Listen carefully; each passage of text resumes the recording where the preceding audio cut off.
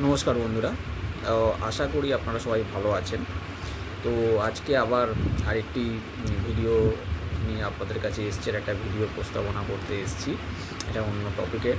কিন্তু এই টপিকটা শুরু করার আগে আমি দুটি বাচ্চা শিশু মেয়ের কথা বলবো, যাদের সম্পর্কে অলরেডি আপনারা ইউটিউবে খবরে শুনেছেন। একজনের নাম হচ্ছে অস্মিকা আর একজনের নাম হচ্ছে ঋত্বিকা।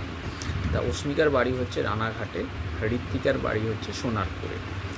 এই অস্মিকার বয়স এখন 16 মাস, ঋত্বিকার বয়সও মোটামুটি কাছাকাছি 13-14 মাসের মধ্যে হবে। তাই অস্মিকা এবং ঋত্বিকা এরা যখন জন্মগ্রহণ করেছিল, তো 6 মাসের মধ্যেই তারা একটা বিরল থেকে বিরলতম রোগে আক্রান্ত হয়। তা রোগটার নাম হচ্ছে স্পাইনাল মাস্কুলার আট্রোপ্যাথি। তা এই ধরনের রোগে 2 বছর বয়সের মধ্যে যদি শিশুটিকে ঠিকঠাক করে ট্রিটমেন্ট না করানো হয়, তাহলে শিশুটির পক্ষে সারভাইভ করা সম্ভব নয়। ঠিক আছে, তা টপিকটায় আমি আসবো। এটা একটা বিরল থেকে বিরলতম অসুখ এবং জেনেটিক্যাল ডিসঅর্ডার। এবার প্রশ্ন হচ্ছে, এবং এই রোগটার ট্রিটমেন্ট একটা সাধারণ মধ্যবিত্ত ঘরের মানুষের পক্ষে মানে কল্পনারও অতীত। মানে এই রোগটার ট্রিটমেন্ট করতে গেলে যে ইঞ্জেকশানটা দিতে হয় ভারতীয় মুদ্রায়, সেই ইঞ্জেকশানটির দাম হচ্ছে 16 কোটি টাকা, যেটা একটা মধ্যবিত্ত ঘর কেন, উচ্চবিত্ত ঘরেরও একটা নির্দিষ্ট সীমারও বাইরে। ঠিক আছে, আমাদের দেশের বড় বড় বিজনেসম্যান বা সেলিব্রিটি, ইন্ডাস্ট্রিয়ালিস্ট, এদের পক্ষে সম্ভব হলেও হতে পারে, কিন্তু একজন আম আদমি, একজন সাধারণ মধ্যবিত্ত, নিম্নবিত্ত বা উচ্চ মধ্যবিত্ত মানুষের পক্ষে সেটা কল্পনারও অতীত। তা এই অস্মিকা এবং ঋত্বিকা এই দুজনেই এই রোগটায় আক্রান্ত। 6 মাস বয়সে তাদের শরীরে এই রোগটা ডিটেন হয়। তা রোগটার নাম বললাম কি, স্পাইনাল মাস্কুলার আট্রোপ্যাথি। এর মধ্যে একটা ভালো খবর আছে যে অস্মিকার 2025 সালের 18 জুনে পিয়ারলেস হসপিটালে ইঞ্জেকশানটা নিতে পেরেছে এবং তার জন্য টাকা জোগাড় হয়েছে ক্রাউড ফান্ডিংয়ের মাধ্যমে। 9 কোটি টাকা পিয়ারলেস হসপিটালের থ্রু দিয়ে বিদেশের ওই ওষুধ প্রস্তুতকারী সংস্থাকে দেয়ায় তারা মেডিসিনটি ছেড়ে দিয়েছে, এবং মেডিসিনটা ছেড়ে দেওয়ার পরে মেডিসিনটা পিয়ারলেস হসপিটালে ডাক্তারদের দ্বারা অস্মিকাকে দেয়া হয়েছে। এবার বাদবাকি আস্তে আস্তে প্রসিডিওর বা ট্রিটমেন্টের মধ্যে দিয়ে এগোতে থাকবে এবং বাকি টাকা আস্তে আস্তে করে শোধ করা হবে, এবং সম্পূর্ণ টাকাটা উঠেছে ক্রাউড ফান্ডিংয়ের মাধ্যমে। মানে আমাদের রাজ্যের, আমাদের দেশের বাইরের বিভিন্ন মানুষের কাছে আবেদনের মাধ্যমে, রিকোয়েস্ট বা অনুরোধের মাধ্যমে এই টাকাটা তোলা হয়েছে, এবং বহু স্বেচ্ছাসেবী সংগঠন এবং সাধারণ মানুষ যে যেরকম পেরেছে সেরকমভাবে অস্মিকার জীবনকে রক্ষা করার জন্যে দান করেছেন। অন দ্য আদার হ্যান্ড, সোনারপুরের ঋত্বিকার ক্ষেত্রে ব্যাপারটা উল্টো। সেও একই রোগে আক্রান্ত এবং তার ক্ষেত্রে এখনও পর্যন্ত মাত্র 1 কোটি সামথিং টাকা উঠেছে। মানে এটা রেকর্ড বলছি, যেদিনকে অস্মিকার পিয়ারলেসে জিন থেরাপি হলো, ইঞ্জেকশনটা দেওয়া হলো, 18 জুনের ডেট পর্যন্ত ঋত্বিকার ক্ষেত্রে 1 কোটি সামথিং টাকা উঠেছে। এখন হয়তো কিছুটা বেড়েওছে। যারা আপনারা রেগুলারলি নিউজ বা ইউটিউব ফলো করেন, সেখানে দেখবেন, আপনারা খবরগুলো জানতে পারবেন, এবং এই খবরগুলো নির্ভেজাল সত্য, এখানে কোনো ফ্রডের কোনো ব্যাপার নেই। মানে এটা ওপেন ট্রুথ। তা তারাও এখন চেষ্টা করছে অস্মিকার মতোই, অস্মিকার পাশে যে সমস্ত মানুষরা এসে দাঁড়িয়েছে, সেরকমই আর 5টা সাধারণ মানুষ দেশের বিদেশের রাজ্যের সেলিব্রিটি হোক, বিজনেসম্যান হোক, সবাই ঋত্বিকার পাশে এসে দাঁড়াক, ঋত্বিকার জন্যে এই টাকাটা ক্রাউড ফান্ডিংয়ের মাধ্যমে উঠুক, এবং ঋত্বিকাও যেন অস্মিকার মতো ট্রিটমেন্ট পায়। এবং তাদের অস্মিকার যেমন আমাদের যেমন সবারই এই পৃথিবীতে সুস্থভাবে বাঁচার অধিকার আছে, ওইটুকুটুকু দুধের শিশুদের তাদেরও তো পৃথিবীতে বাঁচার সমান অধিকার আছে, তারা তখন কিছুই বোঝে না, কিছুই জানে না। তা সুতরাং অস্মিকাকে যেমন সব মানুষরা হেল্প করেছেন, সর্বস্তরের সব মানুষরা হেল্প করেছেন, আমি এই ভিডিওটার মাধ্যমে আমাদের রাজ্যবাসী, দেশবাসী তথা সাধারণ মানুষের সবাইয়ের কাছে একটা অনুরোধ রাখবো যে আপনারা ঋত্বিকার পাশে এসেও দাঁড়ান। অস্মিকার পাশেও দাঁড়িয়েছেন, আরও দাঁড়াবেন, ঋত্বিকার পাশে এসেও দাঁড়ান। অস্মিকার মতো যাতে ঋত্বিকাও তার ট্রিটমেন্টটা পায় এবং সে যেন সুস্থভাবে আর 5টা শিশুর মতো এই পৃথিবীতে বেঁচে থাকতে পারে সুস্থভাবে। কারণ এটার একটাই, এই ধরনের রোগের ক্ষেত্রে ডেডলাইন হচ্ছে 2 বছর।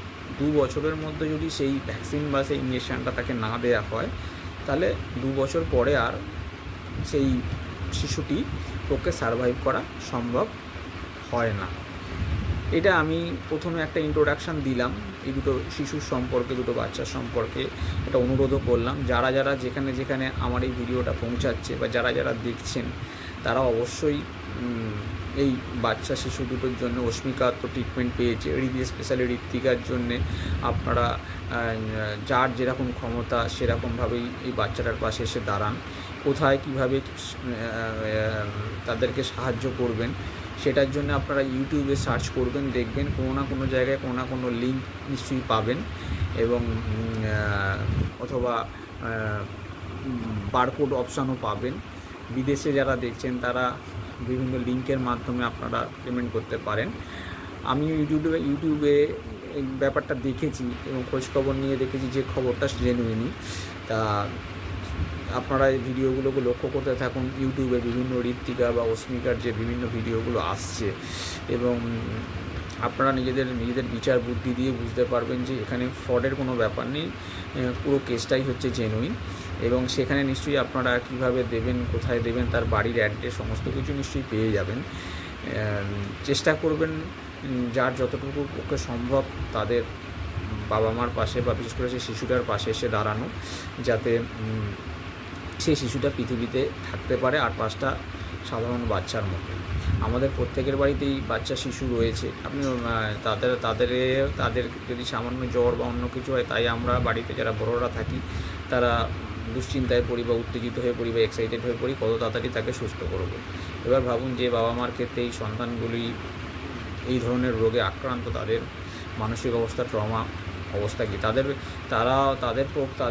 এই ট্রিটমেন্টের খরচটা তাদের আয়ত্তের বাইরে। তাই তো তারা আজকে কিছু করতে পারছে না, শুধু একটা জিনিসই করতে পারছে, সবাইয়ের কাছে রিকোয়েস্ট করছে যাতে তাদের বাচ্চার পাশে এসে দাঁড়ান সবাই আপনারা, এবং তাদের সুস্থ হয়।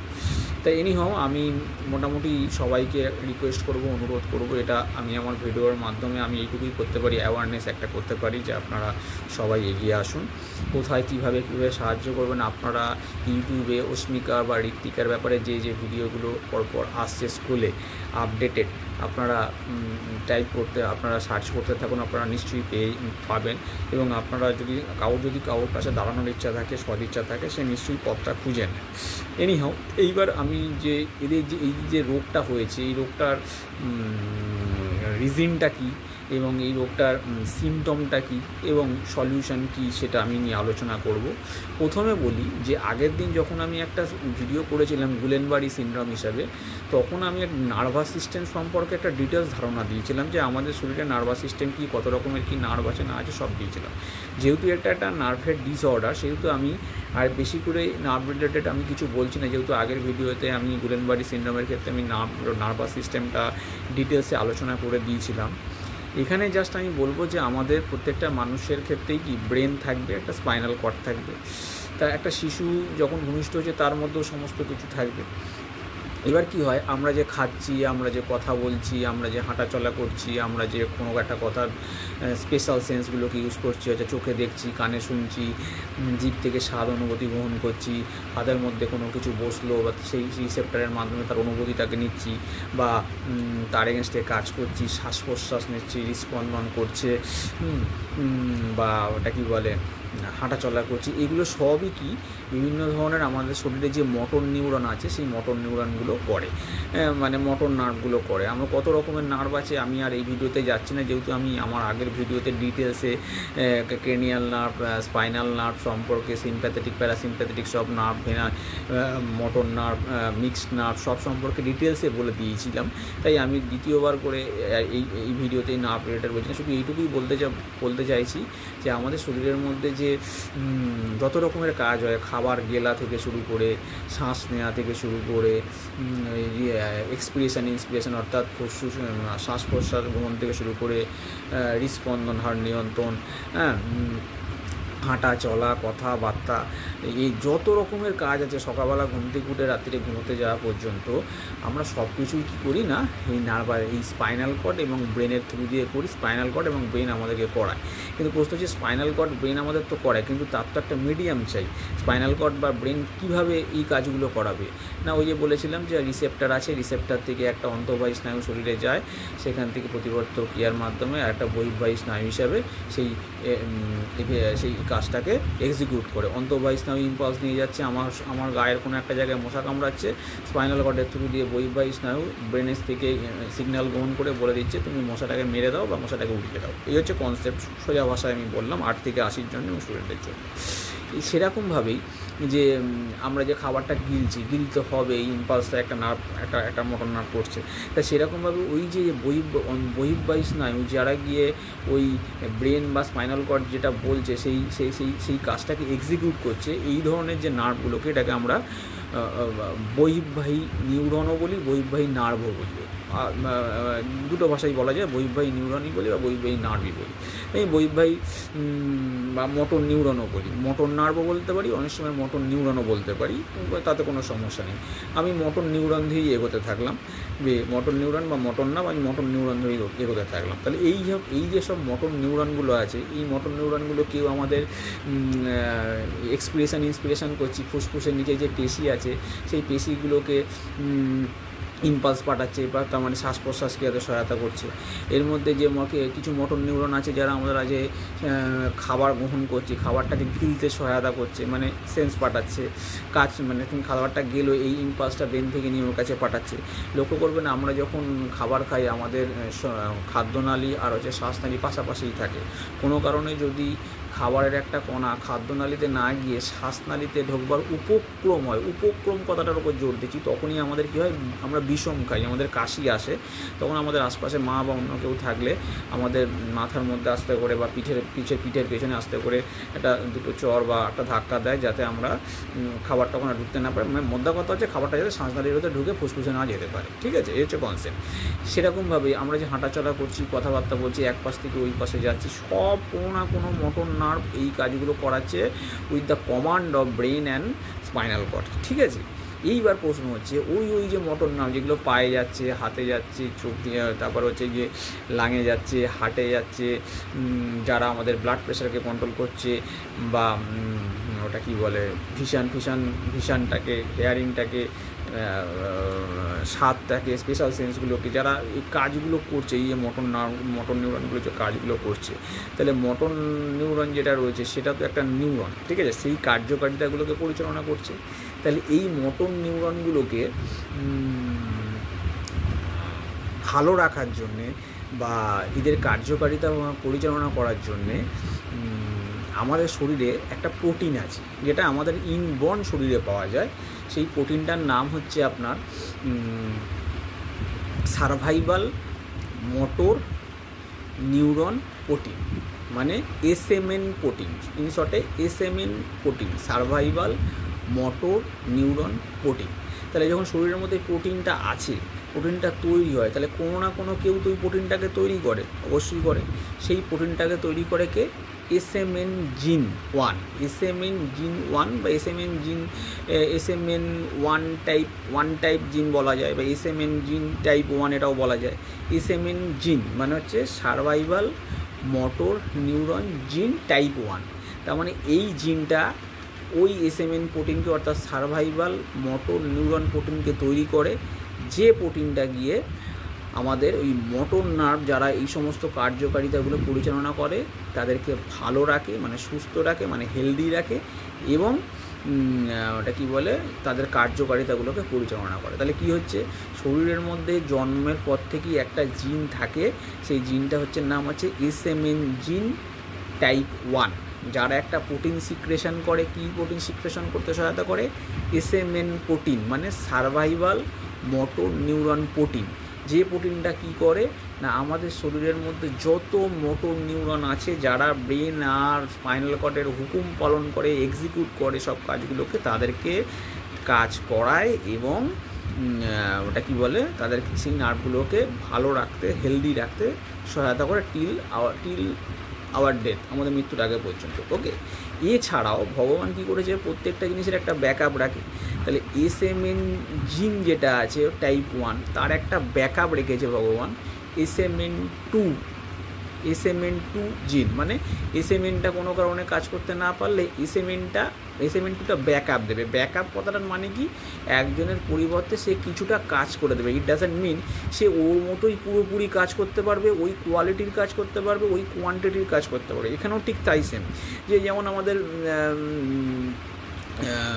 কম্পিউটারে বা ল্যাপটপে আমরা ইউপিএস ব্যবহার করি, যে কারেন্ট চলে গেলে কিছুটা সময় পর্যন্ত টেনে দেবে। কিন্তু ইউপিএস দিয়ে যদি এখন 24 আওয়ার্স আমরা কারেন্ট চলে গেছে 24 আওয়ার্স আমি চালাতে, ইউপিএসের চার্জটাও তো একটা সময় কমতে থাকবে, তাই না? ইউপিএসকে তো চার্জ দিতে হয়, কমতে থাকবে। বা ইলেকট্রিক্যালেরও ইউপিএসের ওপর নর্মাল পদ্ধতিতে যে কাজটা ইলেকট্রিক্যাল থ্রু দিয়ে হচ্ছে, থ্রু আউট দ্য ইউপিএস দিয়ে করতে গেলে সেক্ষেত্রে একটু সমস্যা হয়ে যায়, কারণ সেই ধরনের কাজের গুণমান কোয়ান্টিটিটা নর্মাল ইলেকট্রিসিটি চললে যে গুণমানটা থাকে ইউপিএস সেটা করতে পারে না। একটা সময় পর্যন্ত ভালো করে, তারপর আস্তে আস্তে তার কাজটা ডিটোরেট করে থাকে। এনিহাও, তাহলে ইউপিএসের টপিক থেকে বাদ গিয়ে আমি তাহলে বোঝাতে পারলাম, তাহলে SMN জিন 1 যে কী করছে, SMN প্রোটিন মানে সার্ভাইভাল মোটর নিউরন প্রোটিনকে তৈরি করছে, যে প্রোটিনটা গিয়ে ওই মোটর নিউরনগুলোকে ভালো রাখছে এবং সারা দেহের কার্যকারিতাকে করতে সহায়তা করছে, হেলদিভাবে করতে সহায়তা করছে। আর তার ব্যাকআপ হিসাবে কী রাখে না, SMN2 জিন, যে কিনা সেও SMN2 প্রোটিন সিক্রেশন করে, কিন্তু তার কাজ করার ক্ষমতা বা গুণমান SMN1 মতো হয় না। এইবার ধরুন ঘটনাক্রমে কোনো কারণে কোনো একটি শিশুর শরীরে যদি SMN জিন টাইপ 1টা কাজ না করে বা নষ্ট হয়ে যায়, তার মানে সে SMN প্রোটিন সিক্রেশন করতে পারবে না।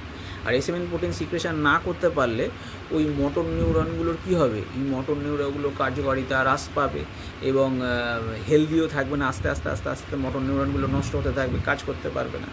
এবার ধরুন SMN1 জিন টাইপ 1টা ধরুন খারাপ হয়ে গেল, তার পরিবর্তে ব্যাকআপ রেখেছে ভগবান কি, SMN2। আমি কি বলেছিলাম, SMN2 প্রোটিন SMN জিন প্রোটিন তৈরি করবে, কিন্তু সেই যতটা পরিমাণ প্রোটিন তৈরি করবে ততটা পরিমাণ প্রোটিনের গুণমান বা কোয়ালিটি সারা শরীরের মোটর নিউরনকে দিয়ে সঠিকভাবে কাজ করানোর ক্ষমতা তার থাকবে না, বা একটা সময় পরে সেই কাজ করার ক্ষমতা ডিগ্রেডেড হতে থাকবে। আবার এরা মতো হতে পারে কোনো একটা শিশুর ক্ষেত্রে SMN1 জিন এবং SMN2 জিন দুটোই খারাপ হয়ে গেল। তাহলে দুটোই যদি খারাপ হয়ে যায় সেই ক্ষেত্রে কী হবে, SMN প্রোটিনই তৈরি হচ্ছে না, মানে সার্ভাইভাল মোটর নিউরন প্রোটিনটাই তৈরি হচ্ছে না। তৈরি না হওয়ার ফলে কী হবে না, ওটা কী বলে, মোটর নিউরনগুলোর কাজ করতে পারবে না, মানে সারা দেহের মধ্যে ব্রেন আর স্পাইনাল কর্ড যা কাজ করতে ওদেরকে বলবে ওরা কোনো কাজই করতে পারবে না। এবার কী কাজ খারাপ হতে পারে, আমি বলেছিলাম কী কাজ করে এই সব মোটর নিউরনগুলো যত শরীরের মধ্যে আছে। কেউ আমাদের শ্বাস প্রশ্বাসকে নিয়ন্ত্রণ করছে, কেউ খাবার গেলাকে নিয়ন্ত্রণ করছে, কেউ ধরুন হাঁটা চলাকে নিয়ন্ত্রণ করছে, কেউ ধরুন আমরা কথা বলছি এটাকে নিয়ন্ত্রণ করছে। এই যে আমাদের ঘাড় আছে, ঘাড়টাকে যে আমরা এরকমভাবে মুভ করছি, এটাকেও তো একটা মোটর নার্ভ নিয়ন্ত্রণ করছে না। তাহলে দেহের সমস্ত কিছু জায়গায় যা কাজ ব্রেন এবং স্পাইনাল কর্ড দিয়ে আমি এক্সিকিউট করতে চাইবো, সেটা এক্সিকিউশনটা সবসময় কী দিয়ে হবে না, মোটর নিউরনের থ্রু দিয়ে হবে। এবারে because of absence of SMN protein, motor neuron work of motor neuron will be decreases. As a result আমাদের কোনো কিছু অ্যাক্টিভিটি আমরা করতে পারবো না। এবার বাচ্চাদের ক্ষেত্রে কী হবে, তাহলে তো তারা ঘাড় ঘোরাতে পারবে না, ঘাড়টা একটা জায়গায় এরকম থাকবে বা কোনো বেঁকে যাবে, তারা খাবার গিলতে পারবে না, এবং গিলতে গেলেও তো একটা মোটর নিউরনের ইম্পালস, ব্রেন থেকে একটা ইম্পালসকে মোটর নিউরন দেবে ওখানে, তুমি খাবারটা গিলতে পারবে না। তাহলে সেক্ষেত্রে একটা সমস্যা থেকে যে ওই যে বলেছিলাম শ্বাসনালী আর গ্রাসনালী পাশাপাশি থাকে, সেক্ষেত্রে খাবার অনেক সময় তার লাঙের মধ্যে ঢুকে যেতে পারে, ঢুকে গিয়ে তার নিউমোনিয়া হতে পারে। আর কি হতে পারে না, প্রশ্বাস নিঃশ্বাসটা তো নিচ্ছে, প্রশ্বাস নিঃশ্বাসটা নেওয়ার সময় দেখবেন আমাদের লাঙের নিচের দিকে পেশি থাকে, তাই ওই পেশিটার যে সংকোচন প্রসারণ হয় সেটা নিয়ন্ত্রণ করে গিয়ে কোনো একটা মোটর নিউরন। তাহলে ওই মোটর নিউরন থেকে ওই পেশিতে কোনো ইম্পালস যাবে না, সেক্ষেত্রে শ্বাস প্রশ্বাস বা ব্রিথিংয়ের ক্ষেত্রে সমস্যা হবে। সেক্ষেত্রে তখন কী হবে, বাইরে থেকে তাকে ভেন্টিলেশন দিয়ে অক্সিজেন নিতে হবে বা শ্বাস প্রশ্বাস চালাতে হবে। ঠিক আছে, আর কি হতে পারে না, হৃদস্পন্দন হারটা ইরেগুলার হতে পারে। তারপরে কি বোনের যে হাঁটাচলা করছি বোনের ক্ষয়, সেক্ষেত্রে বোনের মধ্যেও তো কোনো মোটর নিউরন যাচ্ছে অস্থির ক্ষয় হতে পারে। তাহলে মেন যে কদিনটা আমি বললাম সেটা হচ্ছে গিয়ে ধরুন শ্বাস প্রশ্বাসের ক্ষেত্রে অসুবিধা, খাদ্য গলধকরণের ক্ষেত্রে অসুবিধা, এছাড়া শরীরের মধ্যে আর যা ধরুন একটা বাচ্চা মেয়ে আছে, যে বাচ্চা ছেলে আছে যার 3 থেকে 4 মাস বয়স, বা সে আস্তে আস্তে বড় হচ্ছে, 6 মাস হচ্ছে, 7 মাস হচ্ছে, 8টার সময় দেখি আমরা বাচ্চারা কী করে হামাগুড়ি দিয়ে হাঁটে, বা বিছনায় শুয়ে আছে, সে বিছনা থেকে অন্যদিকে মুভ করার চেষ্টা করে বা ওঠার চেষ্টা করে হামাগুড়ি দিয়ে। এইগুলো সব কিছুই তো কোনো না কোনো মোটর নার্ভ তাকে হেল্প করছে, ব্রেন স্পাইনাল কর্ড তাকে কমান্ড দিচ্ছে বলে সে তো করে। কিন্তু এক্ষেত্রে যেহেতু মোটর নার্ভটা ড্যামেজ হয়ে যায়, সেক্ষেত্রে তাই বাচ্চাটার ব্রেন এবং স্পাইনাল কর্ড তাকে সিগন্যাল পাঠালেও সেই সিগন্যালটা গিয়ে জায়গায় এক্সিকিউট হয় না। অর্থাৎ বাচ্চাটা ঘুরে শুতে চাইছে কিন্তু শুতে পারছে না, বাচ্চাটা এগোতে চাইছে এগোতে পারছে না, বাচ্চাটা খাবার খেতে চেষ্টা করছে খাবার খেতে পারছে না, গিলতে পারছে না, বাচ্চাটা শ্বাস প্রশ্বাস নিতে চাইছে কিন্তু শ্বাস প্রশ্বাস নিতে পারছে না। তাহলে ভাবুন, একটা অ্যাডাল্ট মানুষের যদি আমরা 2 মিনিট কি 1 মিনিট বা শ্বাস বন্ধ করে রাখি, তারপরে সে একটা শ্বাসবায়ু পাওয়ার জন্য কেমন প্রাণ ওষ্ঠাগত হবে। একটা অ্যাডাল্ট মানুষ যদি ওটা কী বলে খাবার গিলতে ঠিকঠাক না পারে, বিষম খায়, তাই বমি হওয়ার উপক্রম বা গলার মধ্যে ব্যথা করছে, এরকম একটা উপক্রম হয়। মানে একটা অ্যাডাল্ট মানুষ একটা সময়ের পর এগুলোকে নিতে পারে না। ভাবুন তো ওই 6 মাস 3 মাসের যে ছোটো ছোটো দুধের শিশু, মানে রক্তের ডালাই বলুন না কেন, তারা ঠিকমতো হয়তো কথাও বলতে পারে না। অবশ্যই 3 মাসের বাচ্চা তো কথা বলতে পারে না। তারা যখন এই ধরনের কোনো একটা বিরল থেকে বিরলতম রোগে আক্রান্ত হয়, তারা কী পরিমাণ যুদ্ধটা করে, তাদের শরীরের মধ্যে কী পরিমাণ কষ্ট হয়, এটা আমরা ইমাজিন করলেই আমাদের শরীরে আমাদের কেমন লাগছে। কিন্তু সেই বাচ্চাটা যেটা এখন অস্মিকা দীর্ঘদিন ধরে করেছে, একটু রিলিফ পেয়েছে যেহেতু তার শরীরের মধ্যে 18 জুন ইঞ্জেকশানটা দেওয়া হয়েছে, কিন্তু ঋত্বিকার কথা ভাবুন, সে এখনও সেই কষ্টটার মধ্যে দিয়ে চলে যাচ্ছে। সেটার পার্টটায় আমি পরে আসছি। তাহলে এটা কী বলে, এই যে রোগটার কথা আমি বললাম যে স্পাইনাল মাসকুলার অ্যাট্রোপ্যাথি, এই রোগটার কারণটা কি আমি বললাম, এই রোগটা হলে কি কি সিমটম দেখা যায় বললাম, এবং এই রোগটার সলিউশনের কথাটা সত্যি কথা বলতে গেলে কি বলবো, মানে মধ্যবিত্ত নিম্নবিত্ত ঘরের করতে, এমনকি সামান্য উচ্চবিত্ত ঘরের পক্ষেও সেটা পুরোপুরি হাতের বাইরে। মানে এত পরিমাণ টাকার বিনিময়ে এই ওষুধটা কিনতে হয়, এটা মানুষ কল্পনা করতে পারে না।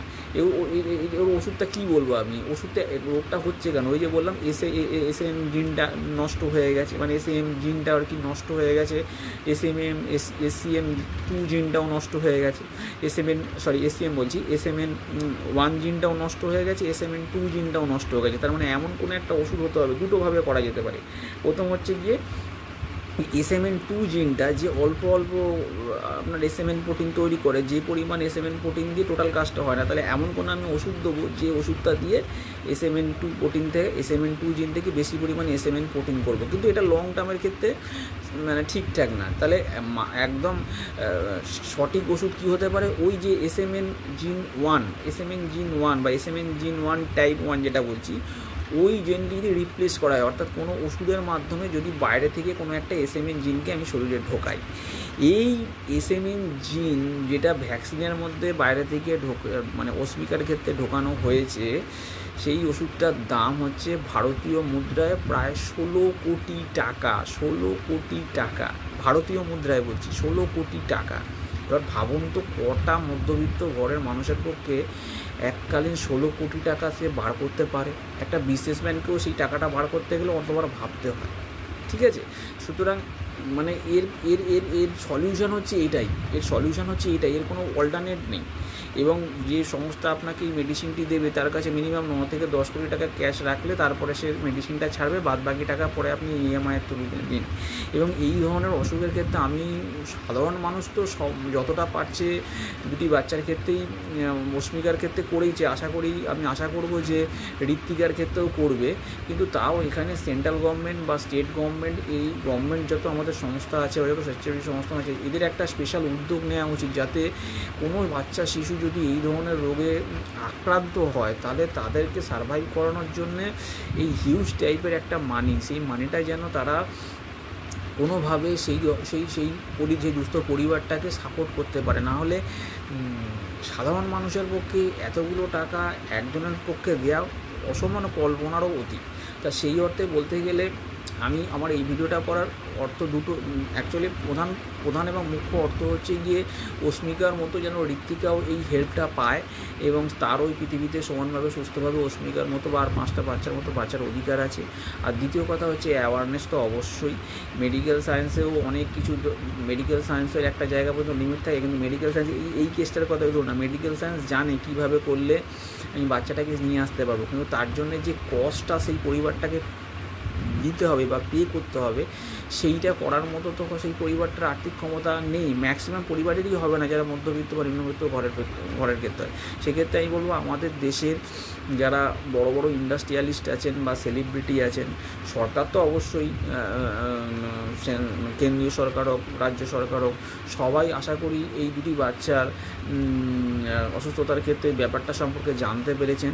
এই ব্যাপারে তারা যদি কোনো ভালো উদ্যোগ বা সৎ উদ্যোগ নেন, যে ভবিষ্যতে যদি কোনো বাচ্চার এরকম করে, এখনও ঋত্বিকার ব্যাপারটা পেন্ডিংয়ে রয়েছে, ঋত্বিকার পুরো টাকাটা জোগাড় হয়নি, যদি আপনারা গভর্নমেন্ট সরকারের দিক থেকে হোক, গভর্নমেন্ট সেন্ট্রাল গভর্নমেন্টের দিক থেকে হোক, রাজ্য সরকারের দিক থেকে হোক, বিভিন্ন রাজ্য সরকারের কাছেও বলছি যেখানে যেখানে আমার ভিডিওটা পৌঁছাচ্ছে, এবং বিভিন্ন রাজ্যের মানুষের কথাও বলছি যেখানে যেখানে আমার ভিডিওটা পৌঁছাচ্ছে, যে তারা অবশ্যই যেন এই বিষয়টা নিয়ে আলোচনা করে। আমার আর একটা রিকোয়েস্ট থাকবে, এরকম অনেক ভাষাভাষী মানুষ আছে যারা হয়তো আমার বাংলা ভাষাটা বুঝতে পারছেন না, তারা যদি বা বুঝতে পারলেও তারা নিজেদের ভাষায়, সেই হিন্দি হোক, ইংরাজি হোক, তামিল হোক, তেলেগু হোক, কন্নড় হোক, যত রকমের ভাষা আছে, তারা সবাই তার নিজের মাতৃভাষায় এই কন্টেন্টটা দয়া করে আপনারা শেয়ার করে দিন বা স্প্রেড করে দিন, যে এই ধরনের একটা রোগ আছে, এই ধরনের রোগটা এরকমভাবে হয়, এই ধরনের রোগে এই ধরনের খরচা হয়।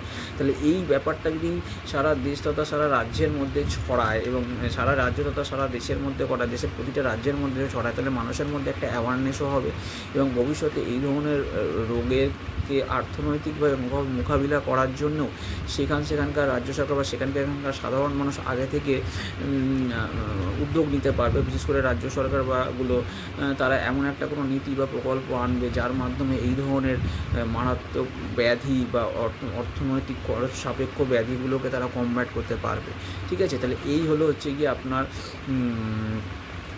সাইনোমাস্কুলার আর্থ্রোপ্যাথি ডিজিজটার কথা বললাম, এবং তার ফলে কি হয় বললাম, এবং তার সলিউশনটাও কি মোটামুটি আলোচনা করলাম। ওভারঅল আমি আবার ভিডিওটা শেষ করার আগে আমি শেষ কথা আবার সবার কাছে একটা প্রে করব, আপনারা দয়া করে যেমন অস্মিকার পাশে দাঁড়িয়েছেন এবং তারা তার ভ্যাকসিনটা নিতে পেরেছে, এবং আশা করি অস্মিকার খুব তাড়াতাড়ি সুস্থ হয়ে যাবে, বাদবাকি টাকাগুলো নিশ্চয়ই জোগাড় হয়ে যাবে। ঠিক সেমনভাবে আপনারা ঋত্বিকার বাবা মার পাশেও দাঁড়ান, আপনারা যারা যেরকম পারবেন সেরকমভাবে তাদেরকে সাহায্য করুন।